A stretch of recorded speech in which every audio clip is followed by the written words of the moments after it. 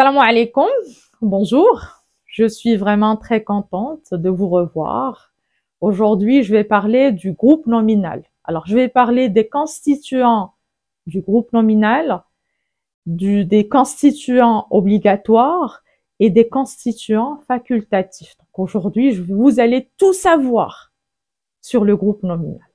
Alors, le groupe nominal est constitué d'un nom noyau. Alors, précédemment, j'avais parlé des groupes de mots et je vous ai dit que les groupes de mots sont composés d'un mot noyau. C'est le mot noyau qui donne le nom au groupe de mots.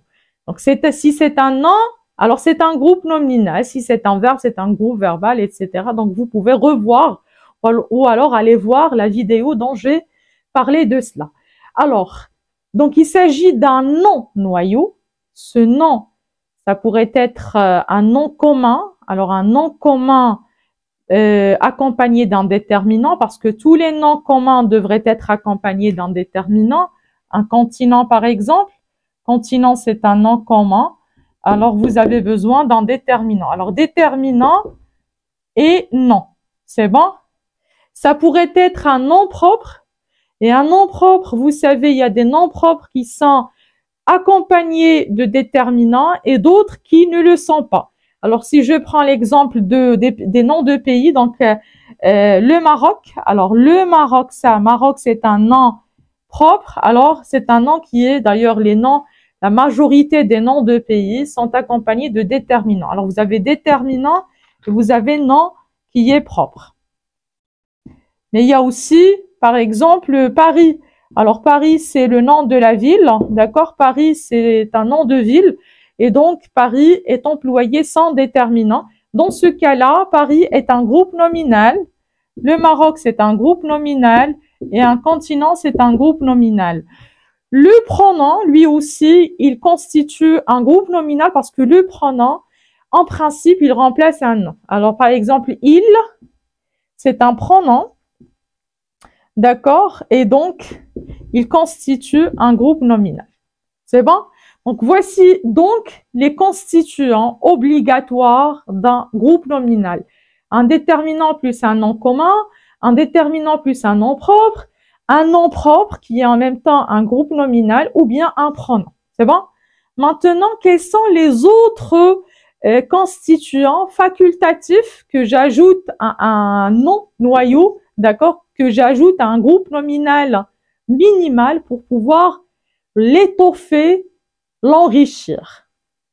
Alors, je vais prendre l'exemple d'un groupe nominal minimal, les nuages. Alors, les nuages, regardez ce que je vais faire. Alors, ça, c'est un groupe nominal minimal composé de constituants obligatoires, essentiels. Vous avez déterminant, d'accord, et vous avez nom. Très bien. À ce groupe nominal, je vais ajouter des éléments. Alors, je vais dire les lourds nuages noirs. Les lourds nuages noirs. Alors, regardez, je viens d'ajouter au groupe nominal minimal, je viens d'ajouter le mot lourd et le mot noir. Ces deux mots sont simples, ils sont composés d'un seul mot, voilà, donc lourd, noir. Ils sont, en plus de cela, ils sont variables, c'est-à-dire vous pouvez les accorder en genre et en nombre. Alors lourd, on sait très bien que ça peut devenir lourde.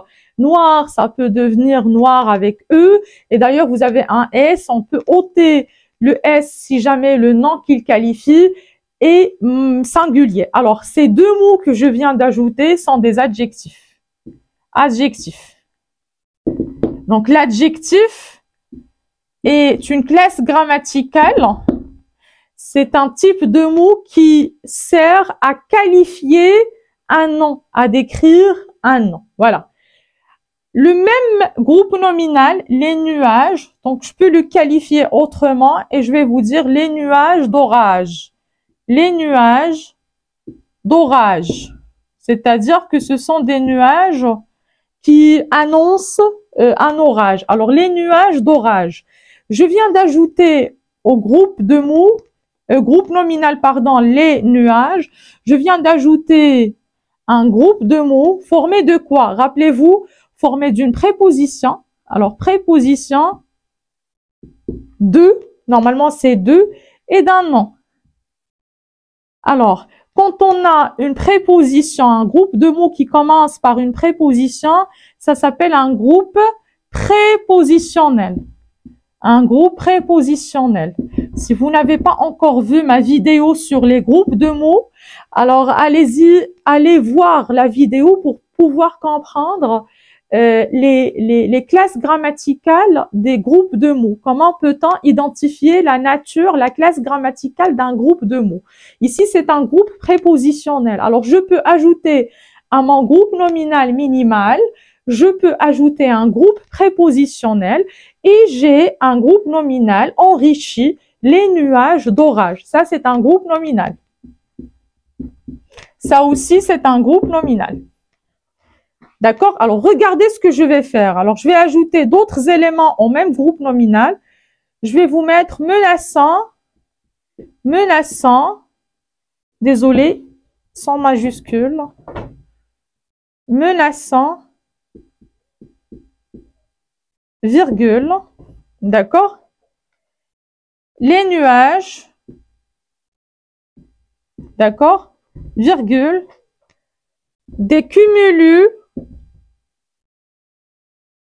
cumulus porteurs d'orage.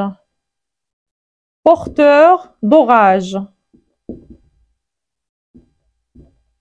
Donc, je n'ai pas commencé ce groupe de mots par une majuscule, ni par, je ne l'ai pas terminé, pardon, par un point, parce qu'il ne s'agit pas d'une phrase, d'accord? Parce que ça n'a pas de sens.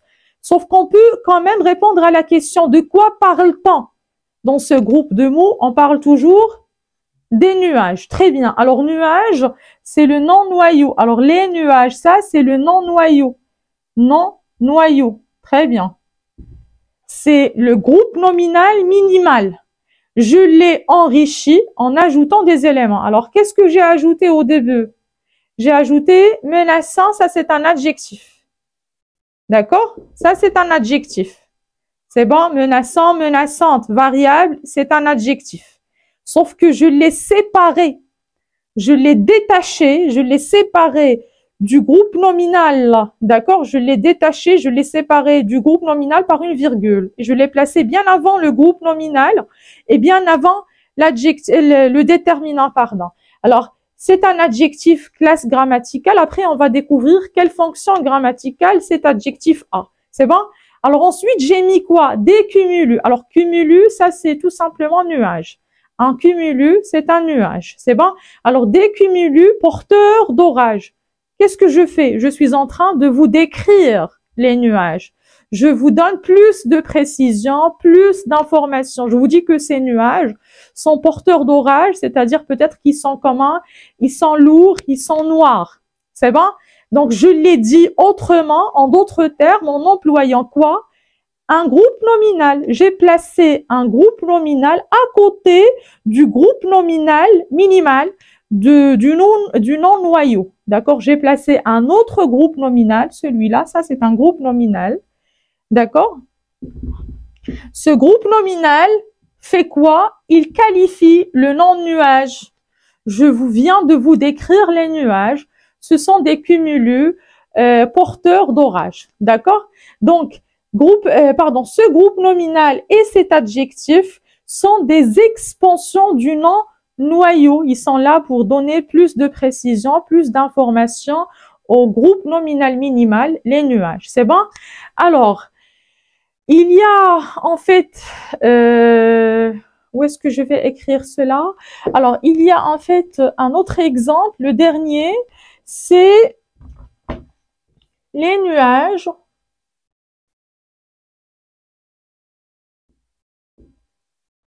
d'accord? Dont le ciel se charge. Désolé, pas de majuscule. Alors après, on peut même construire des phrases avec ces groupes nominaux.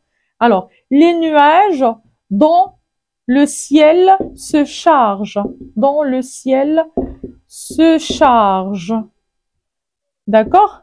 Alors, ce n'est pas une phrase, même s'il y a un verbe conjugué. Attention, ce n'est pas une phrase. Alors, De quoi parle-t-on? On parle des nuages. Donc, le mot noyau ici, c'est les nuages. Donc, c'est un groupe nominal. Très bien. Alors, qu'est-ce qu'ils ont ces nuages dont le ciel se charge? Alors, j'ai ajouté un groupe de mots, celui-là. Si on regarde bien ce groupe de mots, nous allons remarquer qu'il contient un verbe conjugué. Ok, ça c'est bien, verbe conjugué. Et quand vous avez un verbe conjugué, vous avez automatiquement ce que l'on appelle une proposition. Automatiquement. Mettez ça les yeux fermés. Une fois que vous avez dans un groupe de mots un verbe conjugué, sachez que c'est une proposition. En plus de cela, ça commence par quoi? Ça commence par don, D-O-N-T. D-O-N-T, ça c'est un pronom relatif. Alors, comme il s'agit d'un pronom relatif, alors c'est une proposition subordonnée relative.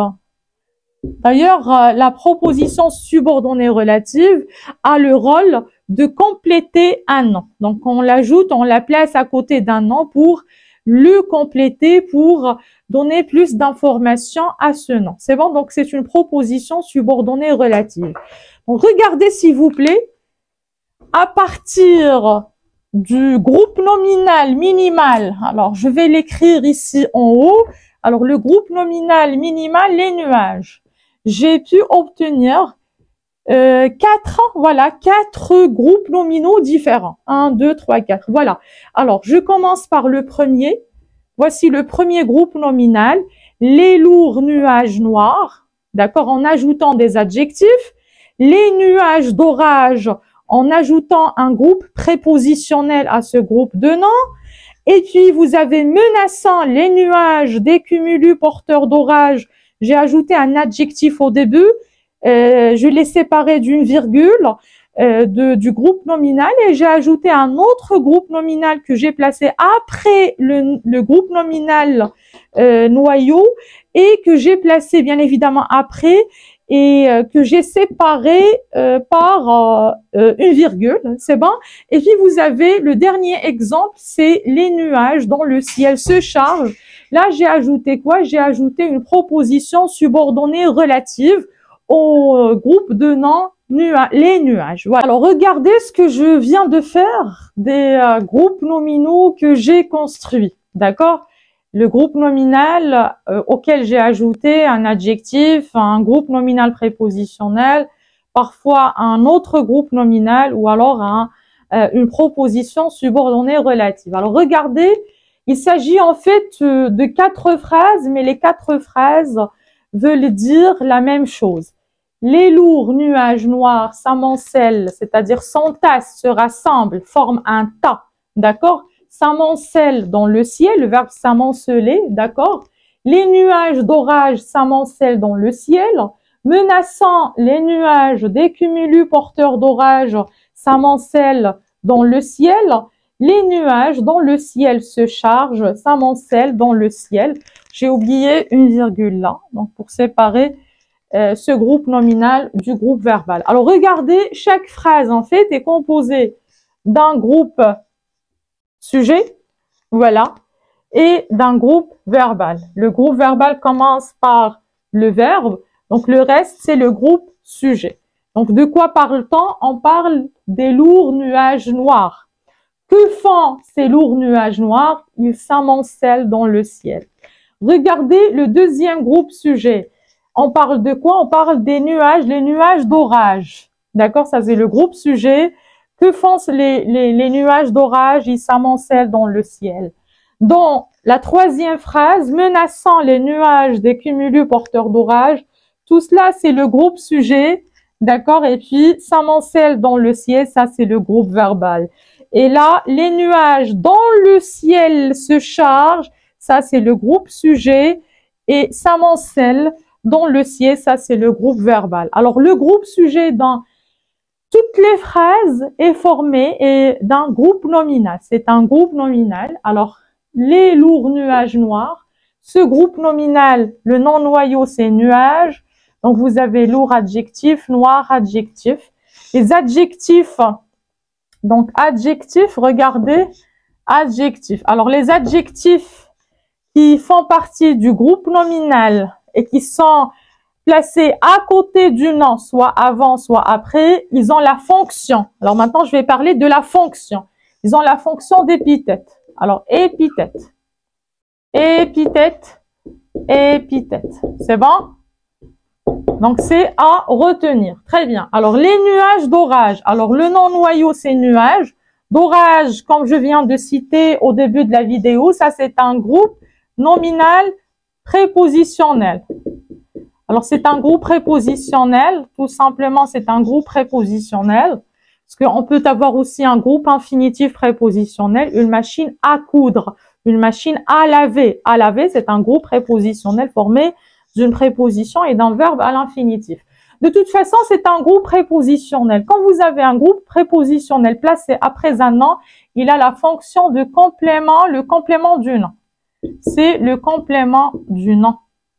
Voici donc la fonction. Donc, ce que je viens maintenant, ce que je suis en train de citer, d'écrire, ce sont en fait des fonctions grammaticales. Je mettrai l'astérisque pour distinguer la fonction de la classe grammaticale. Adjectif classe, fonction épithète. Ici, groupe prépositionnel classe, grammaticale, complément du nom, ça c'est une fonction grammaticale.